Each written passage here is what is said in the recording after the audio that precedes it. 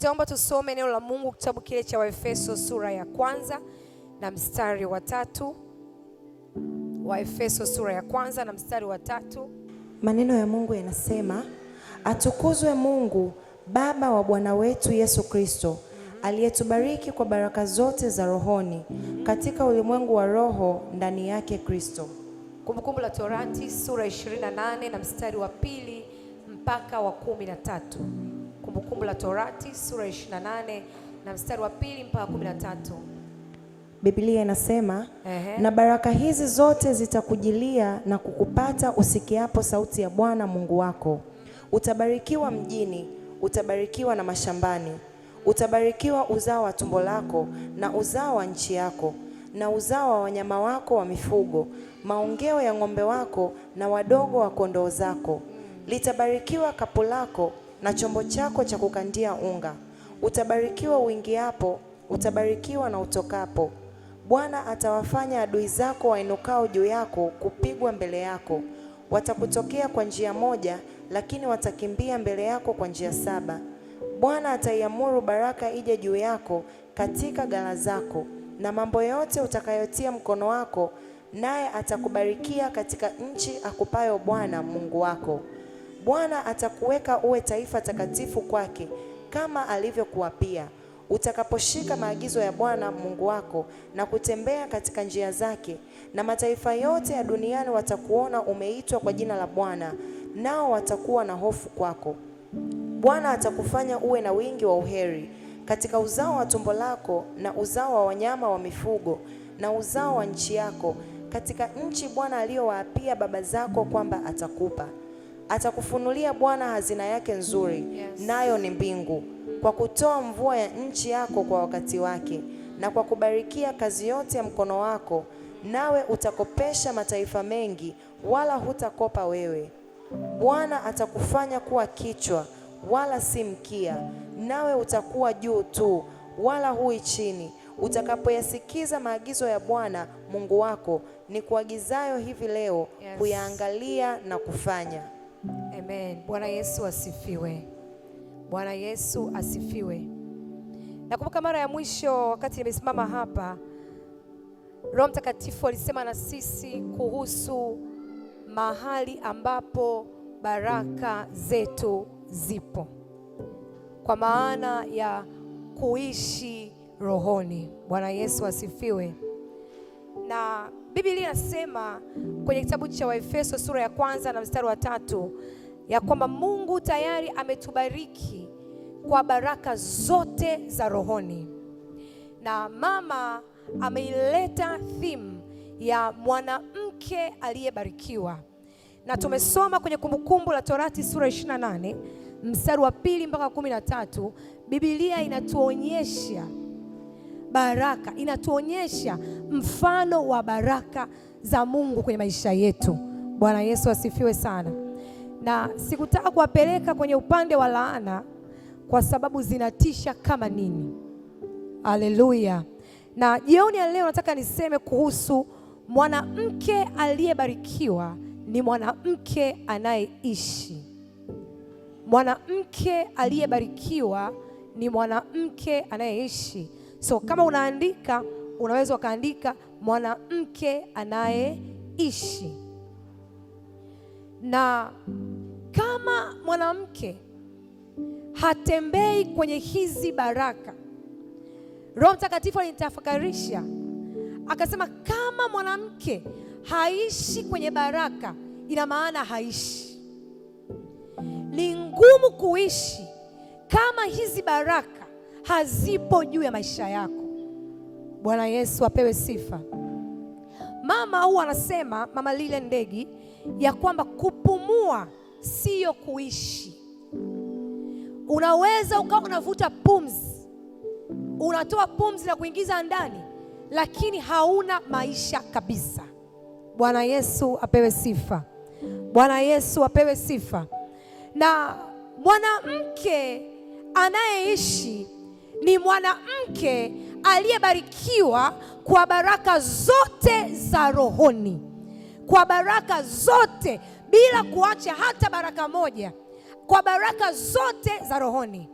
kwenye majira ambayo tunayo na hata kwenye majira ambayo nimesoma neno la Mungu walioishi wazee wetu, mwanamke kuishi sio kitu chepesi. Wanawake wengi hawaishi. Wanawake wengi wanaishi kwa ajili ya watoto, na kuishi kwa ajili ya mtoto sio kuishi. Bwana Yesu asifiwe sana. Nilikuwa na mkansel binti mmoja, nikamwambia nisikilize nikwambie. Yaani wewe kama unataka kuishi kwa ajili ya mtoto wako, umeamua kuishi kwenye maisha ya uchungu, utaishi kwa uchungu.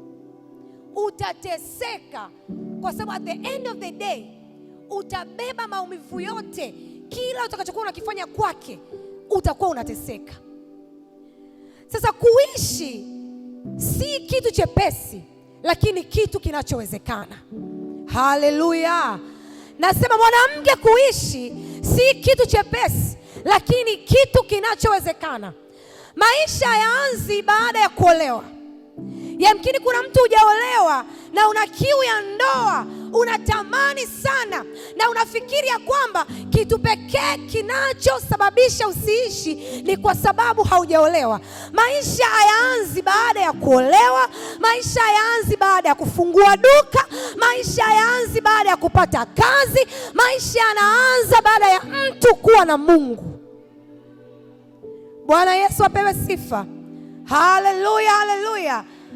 Mimi nawajua watu wana kazi na hawaishi. Ninawajua watu wana ndoa na hawaishi. Ninawajua watu wana biashara na hawaishi. Juzi Roho Mtakatifu aliniambia kitu ambacho ashaye kuniambia. Mimi huwa siombi hata siku moja kuwa kama fulani. Siombi. Labda niwe specific. Kwa sababu unaweza kuomba maisha ya mfanyabiashara kwa sababu wewe umeona picha, lakini kuna kitu ambacho hakipo mbele ya kamera, kipo nyuma, haukiwezi. Bwana Yesu apewe sifa. Haleluya. Sasa kuna mambo mengi ambayo yanamzonga mwanamke, ambayo yanaweza kusababisha asiishi. Yako mambo mengi ambayo yapo kazini, yako njiani, yako nyumbani, yako mengine yapo kwake tu yeye mwenyewe. Hayapo popote ambayo yanaweza kusababisha asiishi. Biblia inao wanawake wengi ambao ni mpaka walipokutana na Kristo, walipoyafanya maamuzi, ndipo wakaanza kuishi.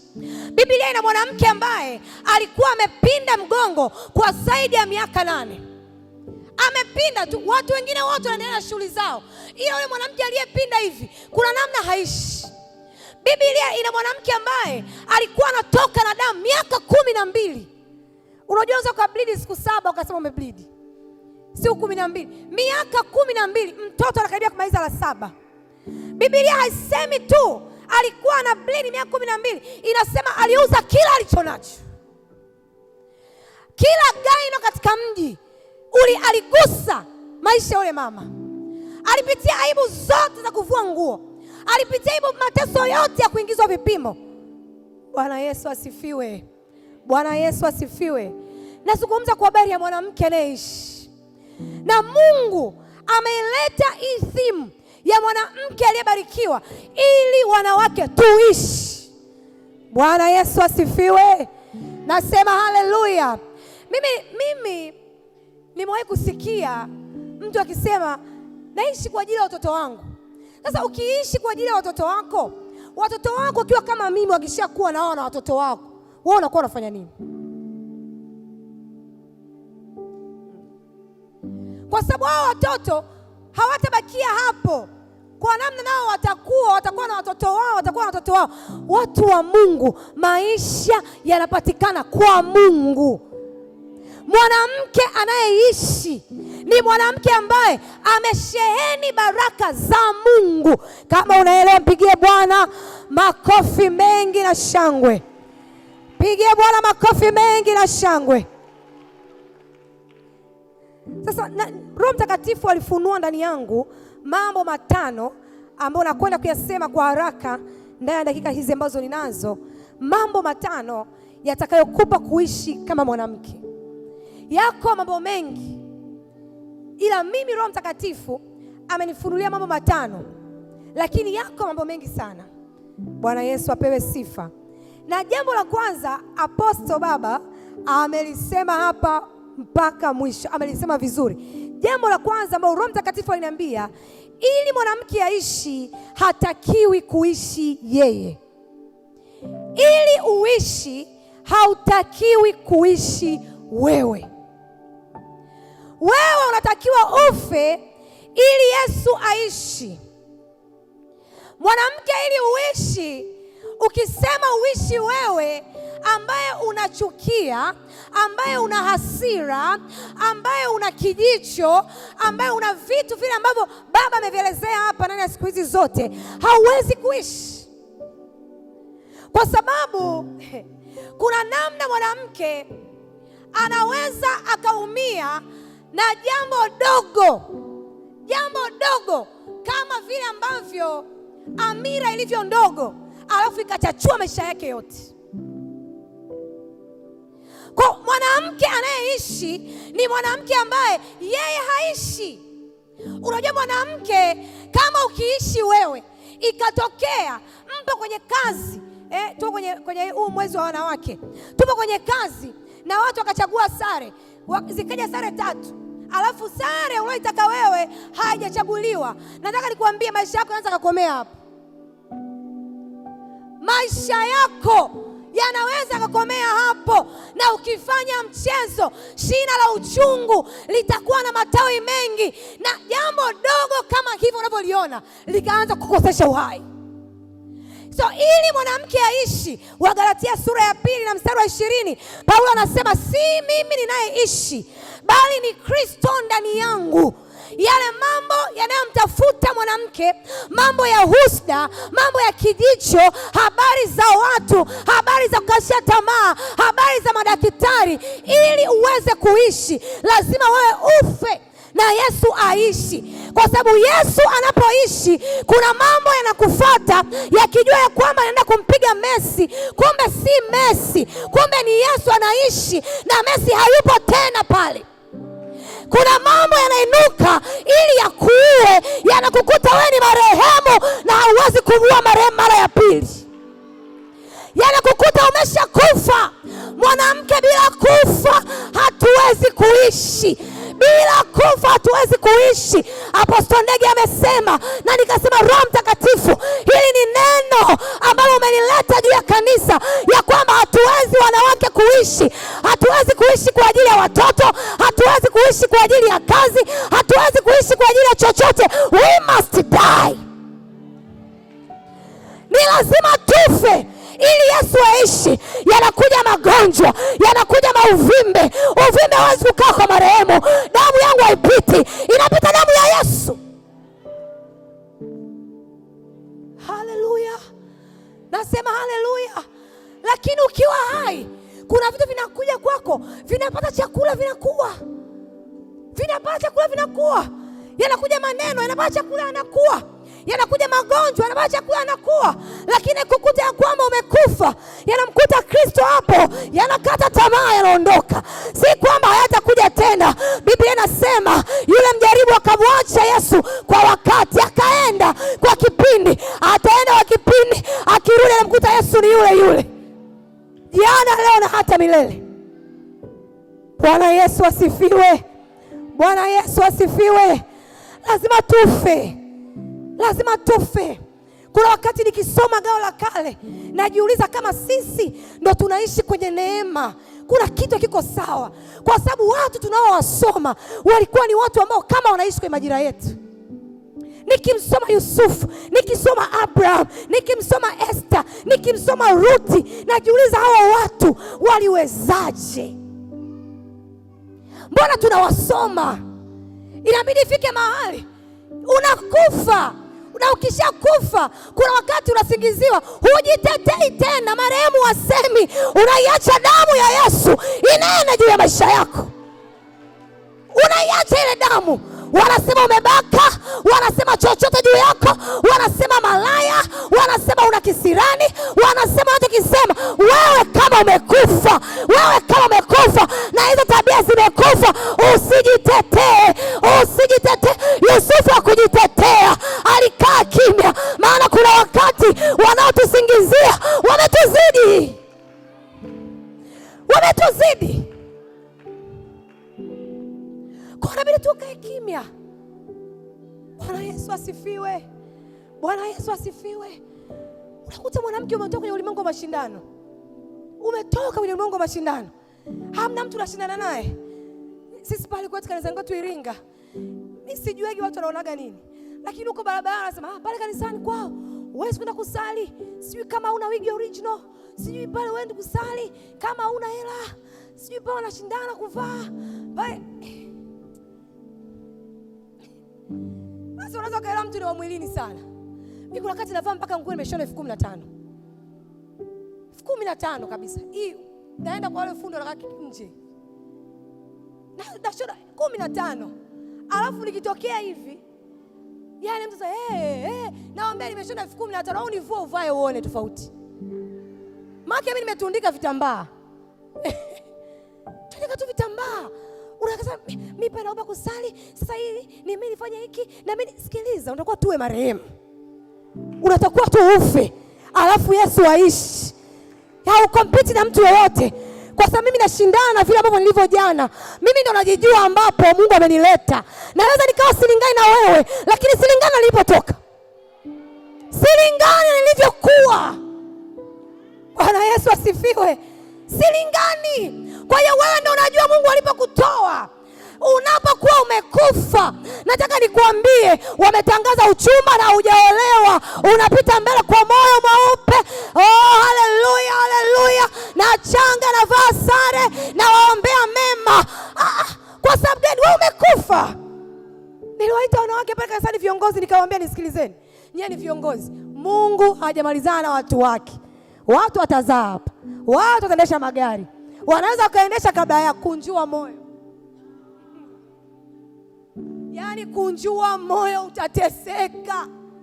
Kunjua moyo wako, hawa watu Mungu hajamalizana nao. Bwana Yesu asifiwe.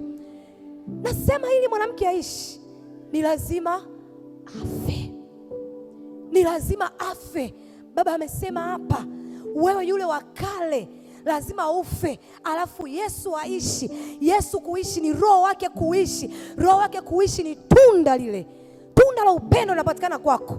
Unajua kupenda, unajua kuvumilia, unajua kufadhili, unacho kiasi, unao utu wema, unao upole, unao uvumilivu, unavyo kila kitu, unacho kila kitu unacho. Mimi kama sijaolewa, kuna mtu ambaye kuolewa kanisani kwangu kabla yangu. Sijaolewa na mtu anakuja anasema, "Mama, nimepata mchumba." Naambia, "Yes." Olewa, olewa. Olewa. Olewa. Siwezi kukunja sasa, hapana. Unajua kaka na Mungu, unajua sijui nini, iko sababu mpaka mimi nitangulie. Kwani mimi ni Biblia kitabu cha ngapi? Hapana. Nisikilize, kinachokaa ndani yako kitaamua uishi ama usiishi. Chochote kinachokaa ndani yako kitaamua uishi ama usiishi. Kuna mambo yanamshambulia mwanamke, lazima ujue yamelenga wewe usiishi. Yaani yamelenga wewe usiishi. Kwa hiyo unatakiwa uwe serious na maisha yako. Moja ya kitu ambacho niko nacho serious hapa duniani ni maisha yangu.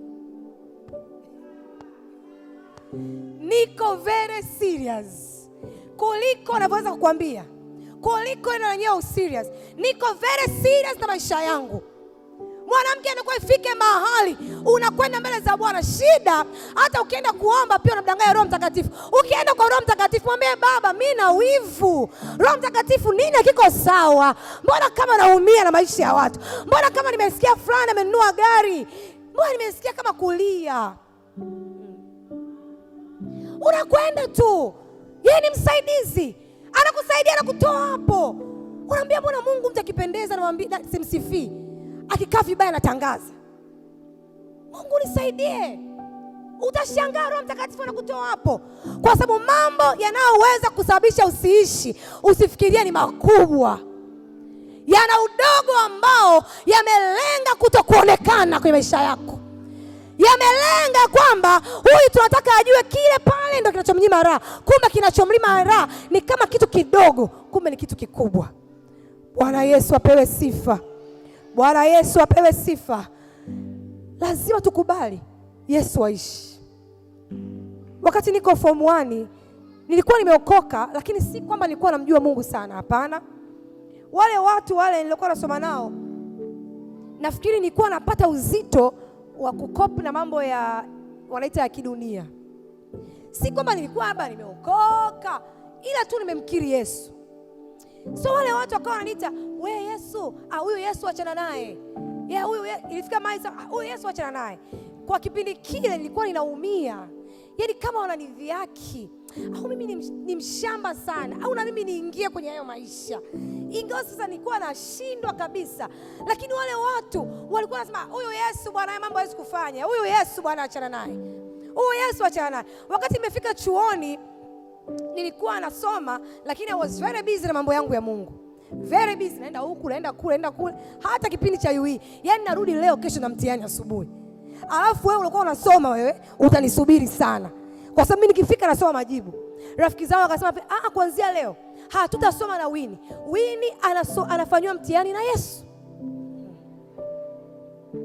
Mimi mwenyewe nilikuwa sijui. Yaani wao ndio wakasema hivi, sisi tunasoma na Winnie, tunapata supplementary.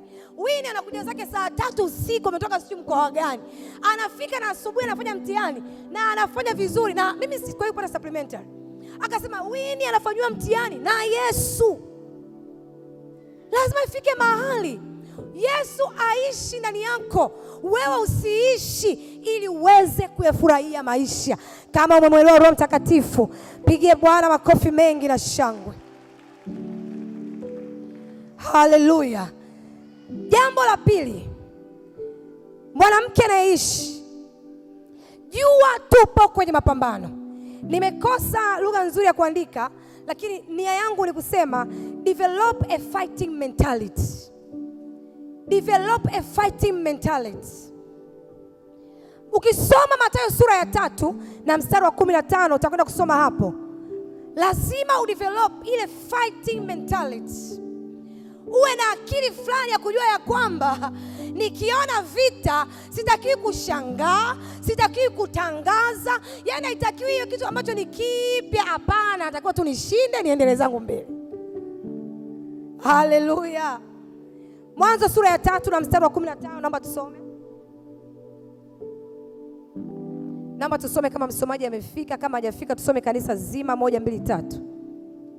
Nami nitaweka uadui kati yako na huyo mwanamke, na kati ya uzao wako na uzao wake. Huo utakuponda kichwa, na wewe utamponda kisigino. Naomba turudie tena, rudia tena hapo. Nami nitaweka uadui kati yako na huyo mwanamke. Kati yako na huyo mwanamke. Na kati ya uzao wako na uzao wake. Huo utakuponda kichwa, na wewe utamponda kisigino. Biblia inasema ya kwamba kwenye ile laana ambayo ilitolewa pale baada ya anguko, anasema nami nitaweka uadui kati yako na huyo mwanamke. Ya pili inasema kati ya uzao wako na uzao wake. Na kinachotuponya sisi ni hii vita ya pili ambayo tayari tumeshashindiwa, kati ya uzao wako na uzao wa huyo mwanamke ambaye ni Yesu Kristo. Bwana Yesu asifiwe. Bwana Yesu asifiwe. So lazima ujue mwanamke ya kwamba kuna vita nyingi ambazo zimemwelekea mwanamke. Yako mashambulizi mengi mno, ambayo kadri umri wako unavyozidi kwenda, lazima ujue ya kwamba katika kila hatua kuna vita lazima uishinde ili uweze kwenda. Ukisoma Biblia kitabu cha waraka wa Yohana wa kwanza sura ya 5 na mstari wa 4, inasema kila kilichozaliwa na Mungu kinaushinda ulimwengu. Na nini tunashindaje ulimwengu? Kupitia hiyo imani yetu. Sisi tunashinda, tunapambana, we fight from victory. Tunapigana vita kutokea kwenye pointi ya ushindi, pointi ya Yesu msalabani.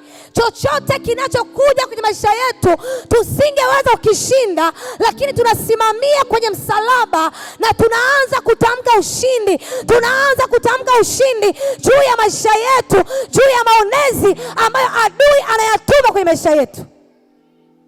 Haleluya, haleluya. Nyie mwe kusikia magonjwa ya kiume?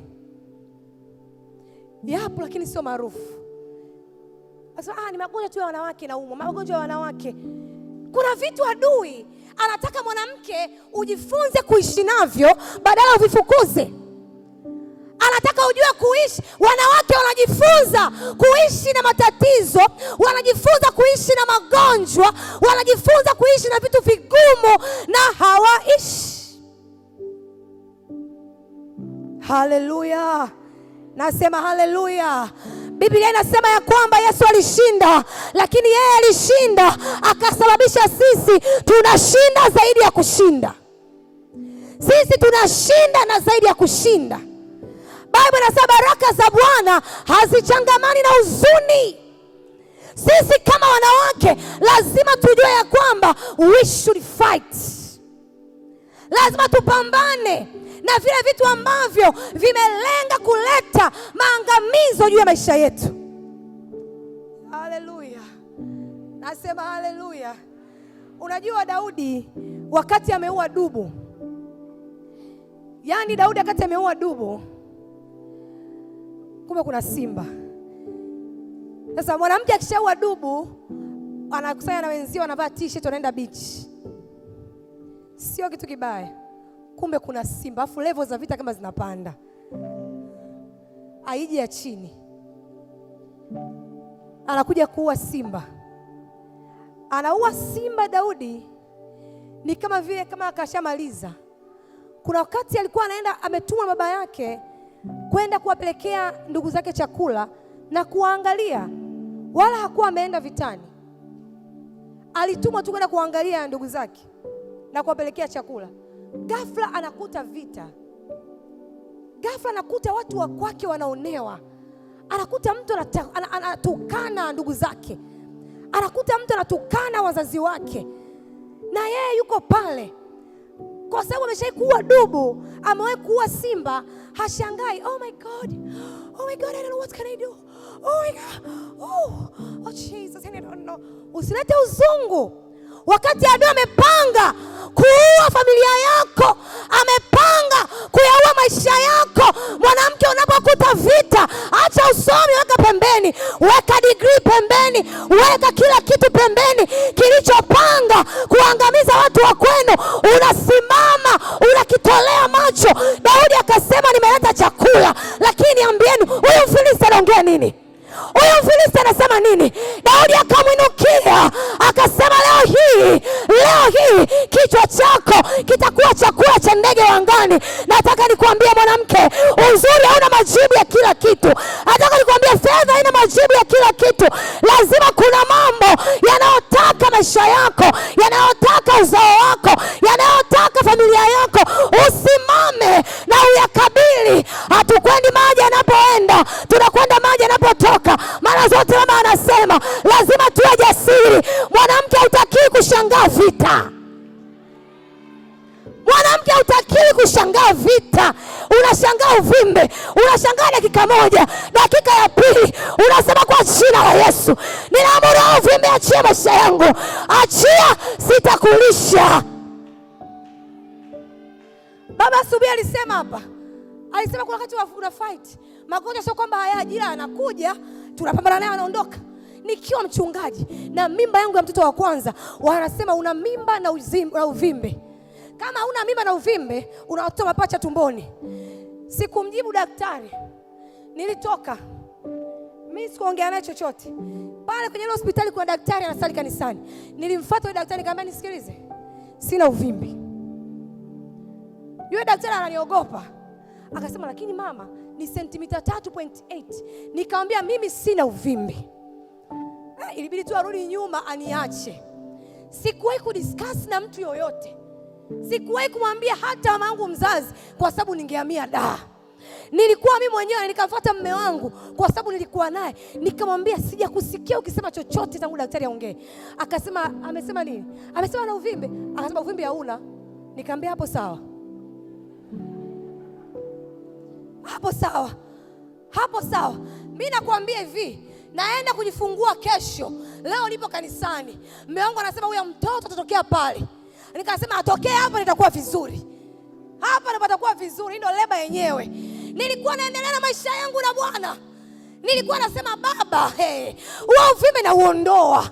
Huo uvimbe sio fungu langu. Najua lengo la adui. Najua lengo la adui. Biblia inasema kila silaha itakayofanyika kinyume na ni urithi wangu haiwezi kunipata. Haijalishi ni silaha gani, iwe ni uchawi, iwe ni maneno, iwe ni chochote kile, havinipati. Havinipati. Mwanamke hutaki kushangaa vita. Unatumia mwezi mzima kutangaza duniani ya kwamba una hili, ya kwamba una lile. Vita sio ya kushangaa. Daudi alivyofika akasema anapewa nini atakayemuua huyu? Anapewa nini atakayemuua huyu?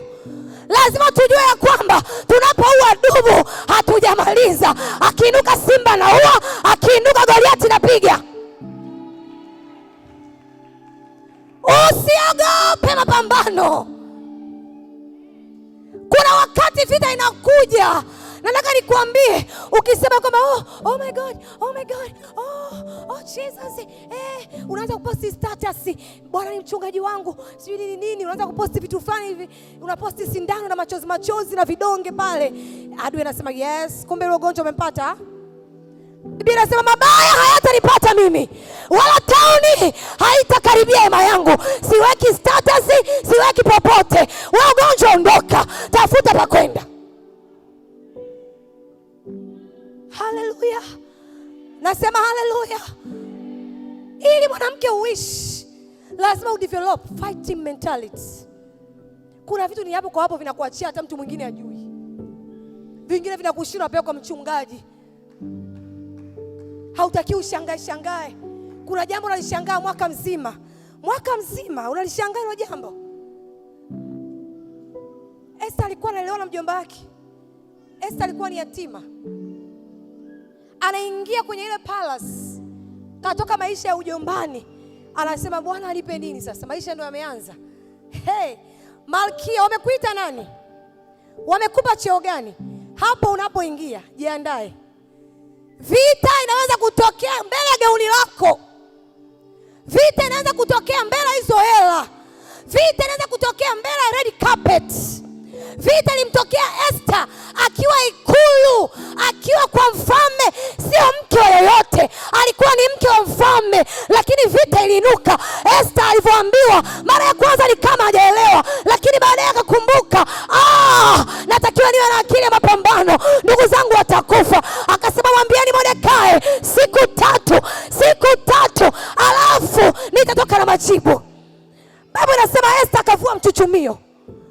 Esther akavua gauni. Nisikilize mtu wa Mungu, kuna mtu anakupenda na gauni lako, anakupenda na mchuchumio wako bila kujua ya kwamba hatuvai viatu virefu all times. Hatuvai viatu virefu. Kuna wakati tunavaa madera, kuna wakati hatuvai mawigi, kuna wakati hatupaki lipstick, kuna wakati tunakuwa kama tulivyo, tunakuwa mbele za Bwana.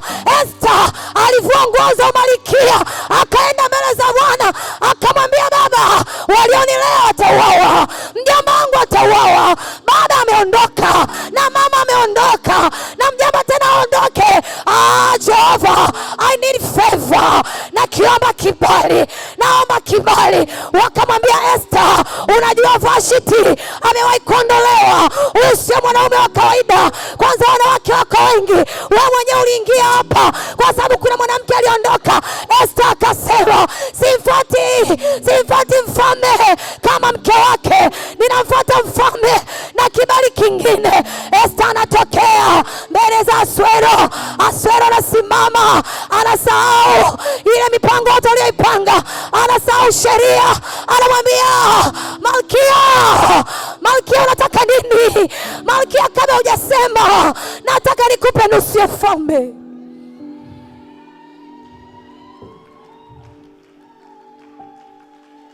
Lazima udevelop fighting mentality. Nawaambia watu kanisani, lazima uwe na uwezo kumsikia Mungu na kuona sawa sawa. Unaweza kuwa umevaa shela, lakini ndani yako unasikia kunena kwa lugha. Speaking tongue. Unaweza kuingia honeymoon na unasikia kuomba. Unaweza kusikia unaingia honeymoon unasikia kusoma kwanza neno, soma neno, kwa sababu tuko vitani in a very serious way. In a very serious way. Adui hakutaki wewe, halitaki kanisa, hataki hata watu wa kweli. Kwa ufupi, shetani anatuchukia. Anachukia biashara yako. Hamna kitu anataka. Ana agenda. Vision yake ni Yohana 10:10. Vision yake ni kuiba, kuchinja na kuharibu. Anaua. Bwana Yesu asifiwe sana. Nasema haleluya. Nasema haleluya. Kama unamwelewa Roho Mtakatifu, mpigie Bwana makofi mengi na shangwe. Lazima ujue ni mapambano. Paulo anasema kitabu cha Timotheo wa pili sura ya 4 na mstari wa 17. Huu mstari watu wanautumia kwenye kuzika, ya kwamba nimevipiga vita. Paulo anasema nimevipiga vita. Naomba tusome na watu weke kwenye screen. 2 Timothy sura ya 4 na mstari wa 7. Sura ya 4 na mstari wa 7. Anasema nimevipiga vita vilivyo vizuri. Nisikilize mtu wa Mungu. Kuja kwenye ibada, kuja kwenye kongamano siku 3, lazima upambane na vitu hapo ili uje. You should fight. Na kuambia hivi, kupenda ibada, it's a battle. Paulo anasema nimevipiga vita vizuri. Anasema nimevipiga vita vilivyo vizuri. Anasema mwendo nimeumaliza, imani nimeilinda. Kumpenda jirani yako ni mtiti. Ni mtiti. Ni mtiti. Kuna wakati tunamwambia Mungu, Bwana hiki amefanya akiwa na akili timamu. Bwana hiki kama akisameki. Paulo anasema nimevipiga vita vilivyo vizuri, kuishi maisha ya kusoma neno. Nani amewahi kusikia mtu akisema nikisoma neno nasinzia? Tunyoshe mkono ambao tukume kusikia. Yes. Mwingine anasema mimi nikiwa sina usingizi. Mimi nikiwa sina usingizi nachukua tu Biblia. Nikichukua Biblia, mimi nimekaa na watu kama hao chuoni. Nikichukua Biblia, yani ile naanza tu akamzaa Mathayo ile. Akamzaa, afiki zile akamzaa zote. Anakuwa kama amekunywa Piriton. Analala. Wewe unasoma chapter 10. Chapter 10, mwenzako anakoroma. Ni mapambano. Kuomba ni vita. Hey. Kuna mtu anasema walokole, kuomba sasa kitu rahisi, kama unabisha omba tu. Nani ameomba hapa asubuhi kabla hajafika hapo? Usioshe mkono. Unafikiri kuomba mambo ya kiroho unafikiri rahisi? Mtu anakuita kuomba, tena sitangaze ni masaa mangapi. Unachoka kabla hujaanza baba katika jina la Yesu. Unakuwa umechoka. Yaani ukweli sio kwamba uelewi umuhimu wa kusoma neno. Issue ni kwamba sinimalize kuosha vyombo. Ngoja kwanza nifute kidogo na vyombo. Ngoja nioge kabisa hivi, nikikaa hivi kusoma na kwa niko fresh. Ngoja kwanza nipasi na nguo za kesho. Sawa, ngoja nifanye na usafi. Inabidi useme nasoma neno. Ninasoma neno. Nakaa. Ninaingia kuomba. Ni mapambano. Ndio maana Paulo anasema nimevipiga vita vilivyo vizuri. Mwendo nimeumaliza, imani nimeilinda. Kuna siku nilimuuliza Mungu, wewe Mungu, hii kazi ya kuhubiri injili sio kazi yako? Kazi kwani uweki wepesi? Kwa nini hizi vita wanipiga mimi? Je, hii sio kazi ya Mungu? Je, hii ni biashara? Sio biashara. Je, hii sio kazi ambayo tunasimama watu waokolewe? Sawa, watu wanaokolewa. Kwa nini vita? It is a fighting. Bible imesema ya kwamba amelipanda kanisa lake, wala malango ya kuzimu hayataliweza. Shetani anajua. Je, wewe unajua? Lazima urudie kile ambacho Yesu amekisema. Bwana Yesu asifiwe. Nakumbuka siku moja, ilikuwa mwaka juzi, ilikuwa kama kesho New Year leo hii. Nimeenda tu kanisani, natoka kanisani nikakaa kwenye gari kama dakika 10 hivi. Sinishuke. Ile nashuka tu mguu hivi. Nahisi kama kuna pini limenipiga. Yaani nafanya tu hivi, nasikia maumivu makali. Yaani maumivu jamani, mimi najua maumivu. Kwa maumivu nilikuwa nasikia kwenye huu mguu. Nilikuwa naangalia hivi, hamna damu inaomwagika. Hakuna. Nilicheka nikasema nishuke kabisa. Nashuka hivi. Siwezi kutembea kesho kuna mkesha wa New Year. Siwezi kutembea. Nachuchumia hivi. Na kanisa letu ili ufike, ili ufike kanisa unapanda ngazi. Kama pale sisi siko hivi. Kwa hiyo unapanda hivi. Ni lazima upande ngazi. Nikashuka hivi akasema devil you are a liar. Haki na kwambia utaniachia. Kesho mkesha ndo sikosi. Kesho mkesha hapa ndo sikosi. Nasema ya kwamba mimi ni mzima. Siendi kupiga x-ray, siendi kufanya chochote. I'll be fine. Nitakuwa sawa. Sikwenda popote, sikumeza chochote na nikawa sawa kwa sababu nilikataa. Hata kama naomba nasikia maumivu utayaachia kwa sababu mimi sina muda wa kuentertain. Mimi nataka uzima hapa uchukue. Nataka uzima wangu. Nataka ule uzima wa Mungu. It is a fighting. Kama ukiamua kusema oh my God, unatangaza hello, kesho sitakuja. Sitakuja najisikia vibaya. Adui anasema unasemaje? Unajisikia vibaya? Umesema mwenyewe. Kaendelea kukaa. Sikumwambia yote. Niomba tu mume wangu hatari. Mguu unauma siwezi kuelezea. Huko unacheka. Na anasema mguu unavoniuma. Yaani siwezi kuelezea. Tukaanza kupiga sasa. Natoka huko kwa sababu hivi naenda likule. Ninaenda nakataa maumivu, nakataa. Ningekubali tu, najua kuna kitu adui angeniambia. Najua kuna kitu ambacho angeniambia. Nisikilize mwanamke wa Mungu.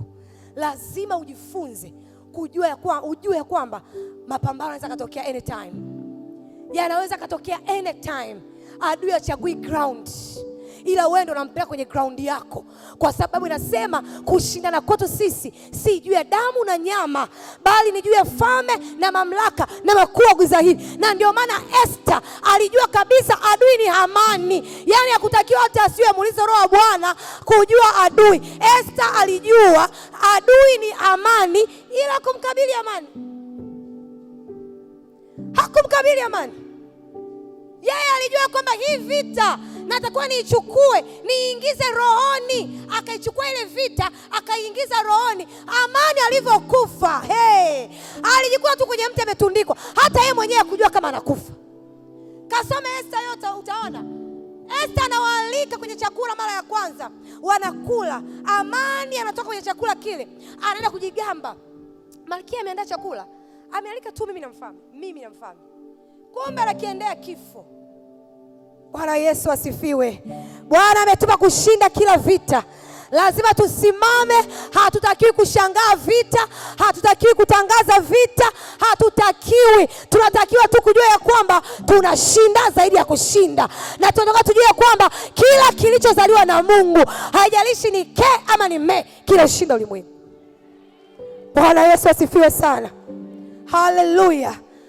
Kwa haraka nataka nimalizie. Jambo la tatu.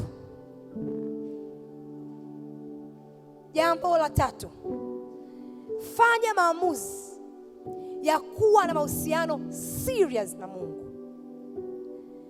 Naongelea mwanamke anayeishi. Ili mwanamke uishi, lazima ufanye maamuzi serious. Yaani kama kuna maamuzi umeweka kufanya serious, wewe unayajua.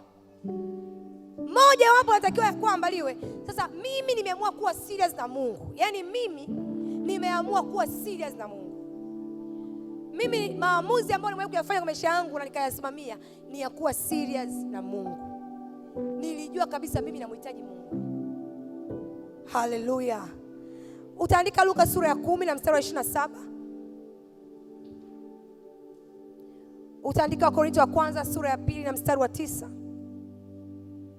Nataka tusome hiyo Luka 10 na 27. Yaani usiwe nusu-nusu. Yaani wewe kuwa mazima kabisa. Nataka nikwambie ukweli, Mungu analipa.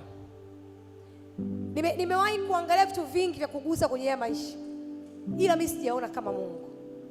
Kwa sikwambii kitu ambacho labda nakupamba ama ninaongea ili tu nizungumze muda wangu uishe. Naongea kitu ambacho kimenisaidia. Fanya maamuzi ya kuwa serious na Mungu. Fanya hayo maamuzi ya kuwa mimi nimeamua sasa mimi ni wa Mungu. Hakuna chumba chenye nuru na giza. Kuna chumba chenye nuru na kuna chumba chenye giza. amua kuwa serious na Mungu na utauona mkono wa Bwana. Bwana Yesu apewe sifa. Luka 10:27 inasemaje? Akajibu akasema, mpende Bwana Mungu wako kwa moyo wako wote, sawa, na kwa roho yako yote, sawa, na kwa nguvu zako zote, sawa, na kwa akili zako zote, na jirani yako kama nafsi yako. Anasema mpende Bwana Mungu wako kwa moyo wako wote, kwa roho yako yote, na kwa nguvu zako zote, na akili zako zote. Inamaanisha Mungu kama anataka nimpende kwa moyo wote, kuna hajanibakizia. Roho yote hajanibakizia kitu. Nguvu zote hajanibakizia kitu. Akili zote hajanibakizia kitu. Anamaanisha nini? Nimpende kuliko maisha yangu. Lazima umpende Mungu kuliko maisha yako, na umpende jirani yako kama unavyojipenda. Haleluya. So fanya maamuzi ya kumpenda Mungu kuliko maisha yako, ndio unaishi. Kuliko uhai wako, and of which huwezi kupoteza. Haleluya. Wakorintho wa kwanza 2:9 inasema mambo ambayo macho hayajaona wala masikio hayasikia ndiyo mambo ambayo Mungu amewaandalia watu wanaompenda. Haleluya. Anasema lakini mambo ambayo jicho halikuyaona wala sikio halikusikia wala hayakuingia katika moyo wa mwanadamu, mambo ambayo Mungu aliwaandalia wampendao. Kwa kuna namna ambayo kuna vitu vizuri vitakao kukupa maisha ambavyo Mungu amekuandalia wewe kama mtu ambaye utampenda. Sio mtu anayependa maombezi, no, anayempenda Mungu. Na the good thing ni kwamba Mungu haangalii sura, haangalii unaongea nini, anaangalia moyo. Bwana Yesu asifiwe sana. Utaandika Zaburi 17:15 tutasoma. Jifunze kujishibisha na uwepo wa Mungu. In the same point. Point ni hiyo. Kuamua kuwa serious na Mungu. Jifunze kujishibisha na uwepo wa Mungu kabla kujishibisha na chips mayai na kitimoto, sijui na ufukwe, sijui na wapi. Jifunze kujishibisha na uwepo wa Mungu. Kwa sababu kama utoshelevu wako hautoki kwa Bwana, hauwezi kufurahia maisha. Hauwezi kufurahia maisha. Nikisomaga Mhubiri huwa nanyenyekea sana. Nikitaka kuwa mnyenyekevu zaidi wanasomaga Mhubiri. Kwa sababu yule Suleiman yule anaonyesha ya kuwa mimi duniani nilikuwa na kila kitu. Kila kitu, yani kuhusu wanawake najua, yani utajiri najua, hekima najua, yani mimi naelewa mabata haya, unaita mabata. Yani kula bata ile kula bata anajua, alafu anasema ni ubatili. Asa ni ubatili. Asa mwanadamu hana kitu kizuri zaidi anachoweka hapa. Yani hapa hamna, hatutofautiani na yoyote zaidi ya kile ambacho mtu anaweka kwenye kinywa. Haleluya. So jifunze kujishibisha na uwepo wa Mungu. Jifunze kujishibisha. Jambo la 4 napokwenda kumalizia. Ili mwanamke uishi, jua msaada wako unatoka kwa Bwana. Yani jua kabisa mimi hapa Winnie fulani akikataa kunisaidia, yani sio msaada wangu. Mimi nitamfuata Bwana, Bwana aninulie mtu. Nitamlingana Bwana, Bwana aninulie mtu na kabila za watu. Aliwaambia Israeli, kwa kuwa umekuwa thamani machoni pangu na nimekupenda, nitakuinulia watu na kabila za watu. Kwa wewe usimfuate fulani, huyu atanisaidia. Hapana, mimi msaada wangu unatoka kwa Bwana. Bwana akikutumia, asante. Bwana akikutumia, asante. So Bwana akutafute wewe, akulete kwangu, ili mimi nisikutafute wewe usije ukachukua utukufu. Sisi kama wanawake ni wasaidizi, lakini tunahitaji msaada wa Mungu. Tunahitaji msaada wa Mungu. Kwa lazima ujue kwamba mimi siwezi hata hatua moja kama Mungu hatanisaidia. Siwezi hata hatua moja. Kwa ili uishi, weka macho yako yote mawili kwa Bwana, ya kwamba Bwana, wewe ndiye msaada wangu. Yasaidie maisha yangu. Nakwambia ukimlingana Bwana, yeye ana Wachina, ana Wajapani, ana kabila nyingi tu. Unaweza kuwa na kabila moja tu, Wasambaa, Wachaga, lakini yeye ana makabila mengi. Bwana Yesu asifiwe sana. Nataka tusome tu andiko hili, Nyakati wa kwanza sura ya 4 na mstari wa 10. Unajua hata Hana alijua mume wake hana majibu. Alijua mimi nakomaa na Bwana tu. Hapa hata penzi halina majibu, penzi la mume halina majibu. Hapa ni penzi la msalabani. Nyakati wa kwanza sura 4 na mstari wa 10. Kuna mwanamke mmoja anaitwa Yabesi. Huyu Yabesi aliitwa Yabesi kwa sababu alizaliwa katika huzuni. Asa mama yako ashakuwa anaitwa huzuni. Anajua hapa lawama sio msaada wangu. Anajua hapa kutaka huruma za wanadamu sio msaada wangu. Aligundua msaada wangu uko kwa Bwana. Anasema huyo Yabesi akamlingana Mungu wa Israeli akisema, lau kwamba ungenibariki kweli kweli na kuipanua mipaka yangu. Sorry, nashindwa kuona taa zinamulika pale. Naomba nisomee.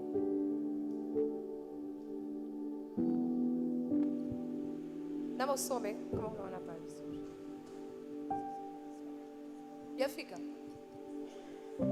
Awoni. Huyo Yabesi akamlingana Mungu wa Israeli akisema, lao kwamba ungenibariki kweli kweli na kuipanua mipaka yangu.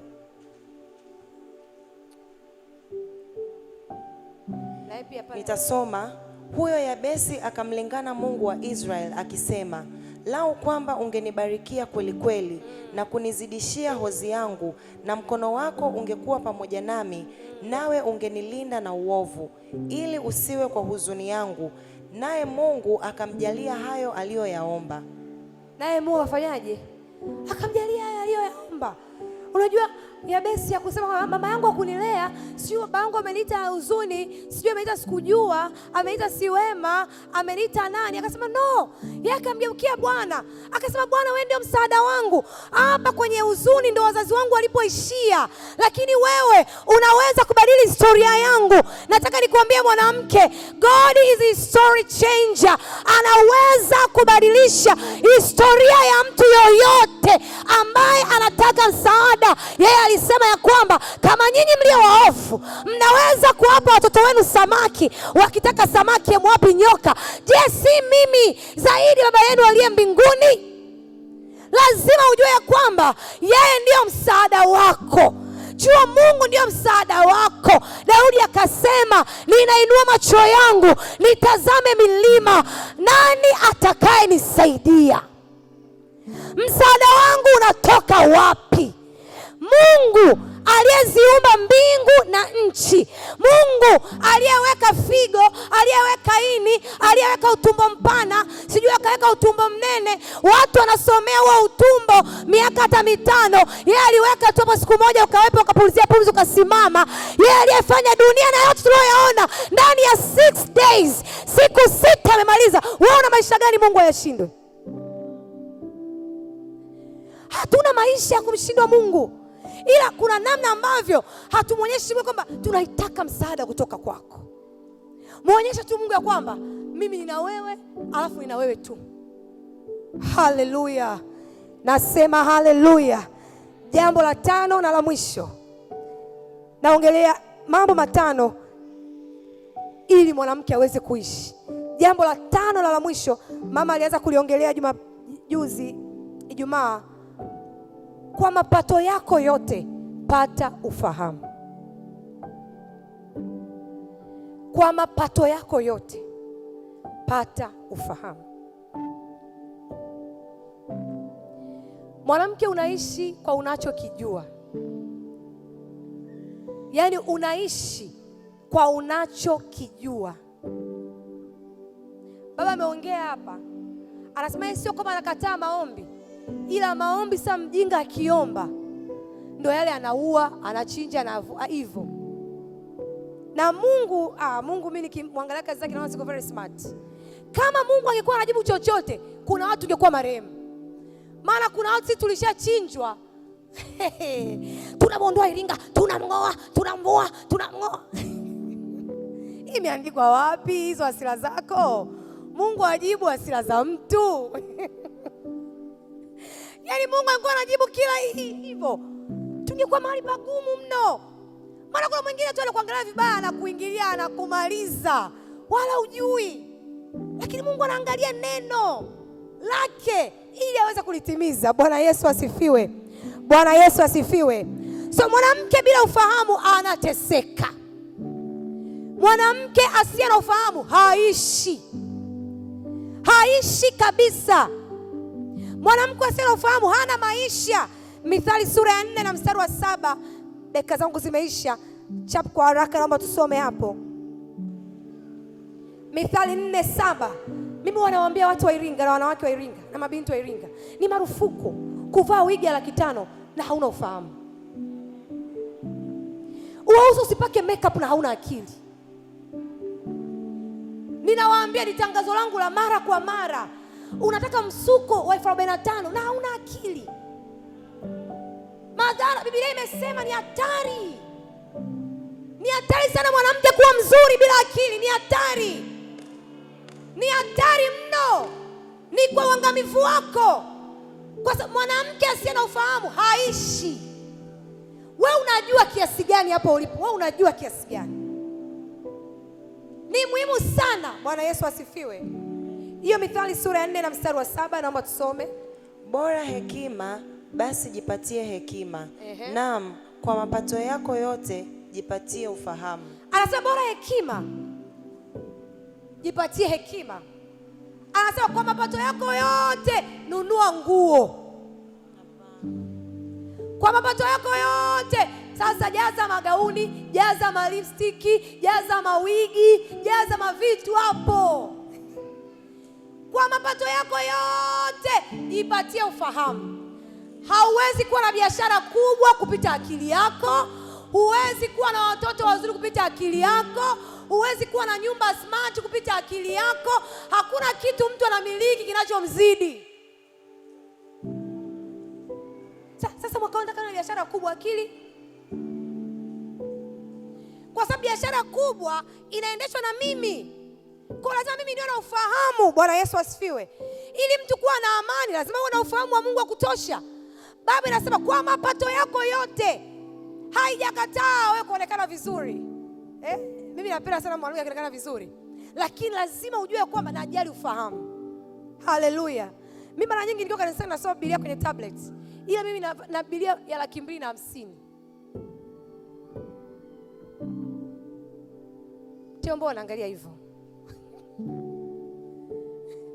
Yaani hiyo Biblia yangu moja, sasa mimi na Biblia zaidi ya 10. Kwa sababu ili nikimaliza Biblia nianze tena kusoma, nataka nipate Biblia mpya ili zile sehemu unazopigia mistari nisipate ufunuo ule ule. Kwa nataka Biblia nyingine ili nikianza kusoma vile vitu nivione kwa upya. So hiyo ni mimi. Sikwambii uwe mimi. Lakini nataka nikuonyeshe ya kwamba lazima ugaramikie mapato yako yote kupata maarifa. Yaani leo mawigi uzakanao hata moja. Kwa nini? Mbona mtu ana nywele moja tu kichwani, wala anaobalaga nywele zao? Sina hizo tu, unakunja, unafanya hivi, unafanya vile. Hivyo. Pata maarifa. Ufahamu ni ulinzi. Hekima ni ulinzi kwake yeye aliyenayo. Bwana Yesu asifiwe. Mimi mwaka huu umeingia, nimepokea boksi langu na vitabu zaidi ya 60. Kwanza nina vitabu vingine nataka nichukue hapa kabla sijaondoka Dar. Yaani siri mpaka nile. Unaelewa sawa sawa? Siri mpaka nile. Yaani nile ufahamu, lazima nile ufahamu ndio nile chakula. Kwa sababu naogopa sana mwili wenye nguvu ambao hauna akili. Najiogopa sana nikiwa na nguvu za mwilini afu bila sina nguvu, sina akili. Najiogopa kwa sababu mimi bila Mungu najielewa. Kwa lazima nile kwanza ndio nile chakula. Bwana Yesu apewe sifa. Bwana Yesu apewe sifa. Tutasoma mstari wa mwisho kabisa, Mithali 11 na mstari wa 22. Mithali 11 na mstari wa 22. Kama pete ya dhahabu katika pua ya nguruwe, kadhalika mwanamke mzuri asiye na akili. Naomba turudie tena kusoma hapo. Kama pete ya dhahabu katika pua ya nguruwe, kadhalika mwanamke mzuri asiye na akili. Ni hivyo hivyo, neno liko hivyo hivyo. Yaani neno liko hivyo hivyo. Kwamba ni hatari. Mwanamke mzuri, ana mguu mzuri, hana akili. Ana shepu nzuri, hana akili. Ana kasura kazuri, hana akili. Si mnawajua wanateseka? Yaani wanatesekaga hao. Wanapitia mateso ya kila namna. Sio Biblia inasema kama pete ya dhahabu katika pua ya nguruwe. Mnaelewa nguruwe hana usmart. Ndio mwanamke mwanamke wa thamani. Yaani ile dhahabu inafananishwa mwanamke wa thamani, mwanamke mrembo, ila kichwani hazipo. Kwa mapato yako yote jipatie ufahamu. Sawa, kwa miguu yako hapo ulipo. Wakupewa